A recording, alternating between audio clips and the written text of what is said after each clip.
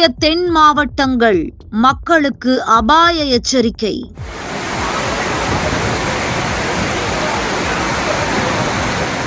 தென் தமிழகத்தை குறிவைத்த மழை நெல்லை, தூத்துக்குடி, கன்னியாகுமரி, தென்காசி உள்ளிட்ட 4 மாவட்டங்களில் விடாமல் 30 மணி நேரத்திற்கும் மேலாக பெய்து வருகிறது. தென் மாவட்டங்களை புரட்டி போட்டுக் கொண்டிருக்கும் இந்த மழை கடந்த 1992ஆம் ஆண்டு ஏற்பட்ட மழை வெள்ளத்தால் மக்கள் சந்தித்த கடுமையான பாதிப்புகளை மீண்டும் சந்திக்க வேண்டி வருமோ என்ற அச்சத்தில் உறைந்து போய் உள்ளனர்.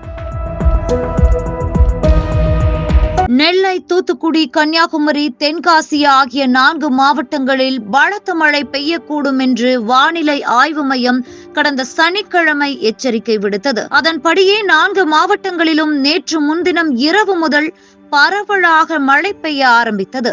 முதலில் மிதமாக ஆரம்பித்த மழை நேரம் செல்ல செல்ல பலத்த மழையாக மாறியது. நேற்று அதிகாலை முதலே 4 மாவட்டங்களிலும் தொடர் மழையாக மாறி மாறி வெளுத்து வாங்கியது. இடைவிடாமல் பெய்த மழையால் தாழ்வான பகுதிகளில் வெள்ளம் சூழ்ந்து வருகிறது. இந்த நிலையில் தொடர்ந்து பெய்து வரும் கனமழை வெள்ளத்தால் வழக்கத்திற்கு மாறாக தாமிரபரணியில் 1 லட்சம் கன அடிக்கு மேல வெள்ளம் கரை புரண்டு ஓடுகிறதாக தகவல்கள் வருகின்றது. மணிமுத்தாறு அருவியில் வெள்ளம் ஆர்ப்பரித்து ஓடுகிறது. இதனால் தாமிரபரணி கரையோர மக்களுக்கு வெள்ள அபாய எச்சரிக்கை விடுக்கப்பட்டுள்ளது. தாமிரபரணி ஆற்றின் அருகே இருந்த 800 மக்கள் தங்களை மீட்குமாறு அரசிடம் கோரிக்கை விடுத்துள்ளனர். வெள்ளத்தினால் பாதிக்கப்பட்ட பொதுமக்கள் மீட்கப்பட்டு சுமார் 245 முகாம்களில் தங்க வைக்கப்பட்டுள்ளனர். அங்கு அவர்களுக்கு அரசு சார்பில் உணவு மற்றும் அடிப்படை வசதிகள் செய்து கொடுக்கப்பட்டு வருகிறது. 28 முகாம்களில் இதுவரை 1694 பேர் தங்க வைக்கப்பட்டுள்ளனர். மாவட்டம் முழுவதும் 8 பேரிடர் மீட்பு குழுக்கள் அமைக்கப்பட்டு தீவிர கண்காணிப்பு பணிகளிலும் ஈடுபட்டு வருகின்றனர். இந்த மாதிரியான கடுமையான சூழ்நிலையை தென் தமிழகம் எதிர்கொள்வது முதல் முறை கிடையாது. ஏற்கனவே கடந்த 1992ஆம் ஆண்டு நவம்பர் மாதம் பெய்த பலத்த மழையானது தாமிரபரணி கரையோர குடியிருப்புகள், வயல்கள், தாழ்வான இடங்களை வெள்ள நீர் சூழ்ந்தது. இதனால் தாமிரபரணி ஆற்றில் ஏற்பட்ட வெள்ளப்பெருக்கால் பாபநாசம், விக்ரமசிங்கபுரம் பகுதியில் வீடுகள் வெள்ளத்தில் மூழ்கின. இந்த வெள்ளத்தில் 17 பேர் உயிரிழந்தனர். நெல்லை சந்திப்பு பஸ் நிலையமே அப்போது வெள்ளத்தில் மூழ்கியது. இன்றும் அது வரலாற்றில் மறக்க முடியாத கருப்பு நாளாகவே கருதப்படுகிறது.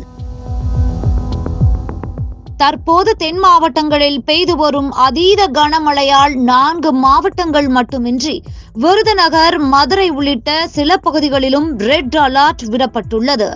தற்போது பெய்து வரும் மழையால் நெல்லை மற்றும் தூத்துக்குடியில் மிக கடுமையான பாதிப்பு ஏற்பட்டுள்ளது.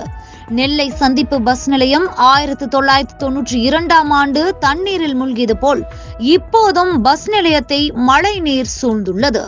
கடுமையான வெள்ளப்பெருக்கால் சுற்றுவட்டார பகுதிகளில் போக்குவரத்து தடை மற்றும் மின்சார தடை ஏற்பட்டு மக்கள் கடும் சிரமத்திற்கு உள்ளாகி வருகின்றனர். சென்னையை சூழ்ந்த மழைநீர் பேராபத்து கொஞ்சம் கொஞ்சமாக விலகி மக்கள் தற்பொழுதுதான் நிம்மதி பெருமூச்சு விடுகின்றனர்.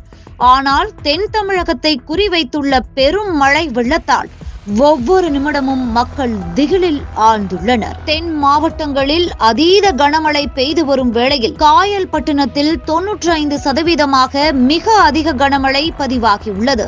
இயற்கையை பகைத்தால் எத்தகைய ஆபத்தை சந்திக்க வேண்டி வரும் என்று ஒவ்வொரு வருடமும் டிசம்பர் மாதம் பாடம் நடத்தி கொண்டுதான் இருக்கிறது இயற்கை.